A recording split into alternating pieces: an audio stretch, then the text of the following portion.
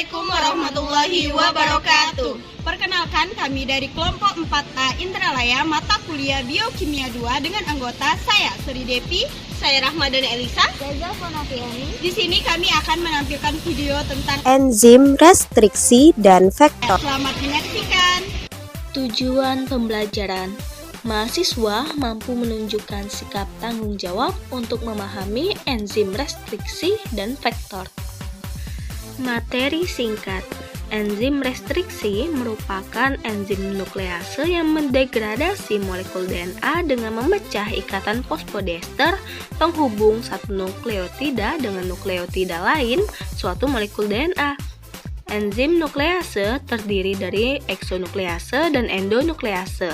Enzim restriksi endonuklease adalah enzim yang biasa digunakan dalam rekayasa genetika. Enzim restriksi endonuklease adalah enzim yang memotong tulang punggung gula fosfat dari untai DNA.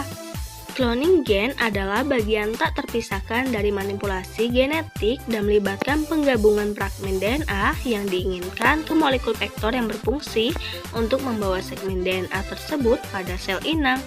Setiap jenis vektor memiliki ciri-ciri yang mungkin tidak ada pada vektor lainnya. Perlu dicatat bahwa setiap jenis vektor cloning memiliki keunggulan tertentu yang membedakannya dari vektor lainnya. Materi inti: A. Enzim restriksi. Enzim restriksi endonuklease adalah enzim yang biasa digunakan dalam rekayasa genetik. Enzim restriksi endonuklease adalah enzim yang memotong tulang punggung gula fosfat dari untai DNA. Sebagian besar enzim ini telah diisolasi dari bakteri, di mana mereka melakukan fungsi pertahanan inang untuk sel. Enzim-enzim ini mengenali urutan basa DNA spesifik dan membelah kedua untai molekul DNA, untai ganda, di atau dekat lokasi pengenalan. Pada tahun 1968, Matteo Michelson dan Robert Yuan melaporkan bahwa mereka telah mengidentifikasi enzim dalam bakteri Escherichia coli strain K12 yang tampaknya mampu mengenali dan memotong DNA asing. Mereka menyimpulkan enzim ini bisa menjadi agen yang bertanggung jawab untuk restriksi. Mereka menciptakan istilah restriksi endonuklease untuk merujuk pada enzim ini. Enzim restriksi endonuklease yang ditemukan oleh Michelson dan Yuan pada E. coli membutuhkan keberadaan Mg2+, SAM, dan ATP untuk menjalankan fungsinya. Enzim restriksi endonuklease memotong molekul DNA dengan dua cara. Pertama, jenis pertama banyak enzim restriksi endonuklease memotong kedua untai DNA hanya pada titik yang sama dalam urutan pengenalan. Sebagai hasil dari jenis pembelahan ini, fragmen DNA dengan ujung tumpul dihasilkan. Kedua, jenis kedua pemotongan oleh enzim restriksi endonuklease, kedua untai DNA dipotong pada dua titik yang berbeda. Pemotongan tersebut disebut sebagai pemotongan terhuyung-huyung dan ini menghasilkan generasi ujung yang menonjol, yaitu satu untai heliks ganda memanjang beberapa basa di luar untai lainnya. Ujung seperti itu disebut ujung kohesif atau lengket. Ujung lengket dapat bergabung bersama oleh pasangan basa komplementer. Jika bagian lain dari DNA atau DNA asing memiliki ujung lengket yang cocok, dapat terjadi ketika kedua DNA dipotong dengan enzim restriksi yang sama seperti E. coli. Ujung lengket dari dua peregangan DNA yang berbeda juga dapat saling menempel dengan pasangan basa komplementer. Untuk alasan ini, enzim yang menghasilkan ujung lengket sangat reaktif. Ujung lengket sangat membantu dalam cloning dan rekayasa genetika karena mereka menyatukan dua potong DNA sehingga dapat dihubungkan oleh enzim DNA ligase. Tidak semua enzim restriksi menghasilkan ujung yang lengket. Beberapa adalah pemotong tumpul yang memotong lurus di tengah urutan target dan tidak meninggalkan overhang. Enzim restriksi SMA1 adalah contoh pemotong tumpul. Tata nama enzim restriksi terdiri dari 3 bagian. Yang pertama, menunjukkan genus dan spesies organisme tertentu dengan menggunakan singkatan menjadi 3 huruf. Kedua, menunjukkan strain spesies yang relevan dengan menggunakan huruf, angka, atau kombinasinya. Yang ketiga, menunjukkan sistem modifikasi restriksi spesifik yang ada dalam organisme atau strain yang sama dengan menggunakan angka Romawi. Enzim eksonuklease. Eksonuklease adalah enzim yang menghilangkan nukleotida dari ujung molekul asam nukleat.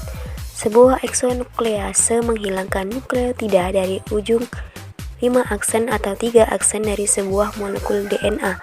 Sebuah eksonuklease tidak pernah menghasilkan pemotongan internal DNA. Dalam teknologi DNA rekombinan, berbagai jenis eksonuklease digunakan seperti eksonuklease BAL31, E. coli eksonuklease 3, lambda eksonuklease, dan lain-lain. B. Vektor. Cloning gen adalah bagian tak terpisahkan dari manipulasi genetik dan melibatkan penggabungan fragmen DNA yang diinginkan ke molekul vektor yang berfungsi untuk membawa segmen DNA tersebut pada sel inang. Setiap jenis vektor memiliki ciri-ciri yang mungkin tidak ada pada vektor lainnya. Perlu dicatat bahwa setiap jenis vektor cloning memiliki keunggulan tertentu yang membedakannya dari vektor lainnya. Semua vektor harus memenuhi syarat umum, yaitu vektor biasanya ukurannya kecil, transfer gen dari sel donor ke penerima relatif mudah, telah diketahui urutan DNA-nya, memiliki setidaknya satu asal replikasi dan mereka dapat bereplikasi di sel inang yang sesuai bahkan ketika mereka membawa DNA asing. Ada beberapa jenis vektor sebagai berikut: 1. Plasmid, 2. Lambda phages, 3. cosmid, 4. Bacterial artificial chromosomes BACS, 5. Yes artificial chromosomes YACS. 1. Vektor plasmid. Plasmid adalah molekul DNA untai ganda melingkar mereplikasi diri ekstra kromosom. Vektor plasmid memiliki banyak fitur yang membuatnya sangat menguntungkan sebagai kendaraan vektor cloning. Karena vektor ditemukan banyak salinan di dalam bakteri dan dapat mereplikasi secara mandiri pada sel inangnya. 2. Vektor phaga. Phaga memiliki molekul DNA linier, di mana DNA dapat dimasukkan melalui banyak sisi restriksi. DNA rekombinan terakumulasi setelah phaga melanjutkan siklus litiknya dan menghasilkan partikel phaga yang dewasa.